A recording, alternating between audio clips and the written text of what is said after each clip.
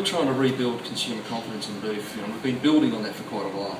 Because there was a time where it was seen as being, inconsistent. There was a time where it was seen as too hard. What do I do with this? Versus other species where you get a lot smaller cuts. But beef being such a big animal and so many different cuts at retail, it just confuses consumers. So we're now trying to train consumers on what cut to buy and how to cook those cuts for the best experience. The summer campaign has come to an end and the cooler months are coming on. What can we get a glimpse of perhaps what the winter campaign might have in store? Well, don't tell anyone.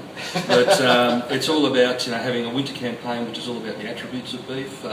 We all tend to, except in Queensland, we all tend to stay indoors more. It's those hearty, warming meals. That's all I can say at the moment. But it's all about how beef is relevant at that time of year, and it's all about the experience of the meal and the experience of the product. What we found was there's an enormous amount of trust that consumers have with the Australian beef industry.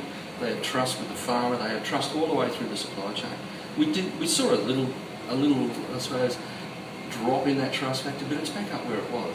And I think the Australian consumer acknowledges that the Australian meat production industry, Australian beef industry in particular, cares more about animal welfare than anybody.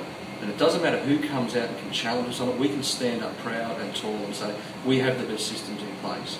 We are working with these countries to identify their issues and help them address those issues.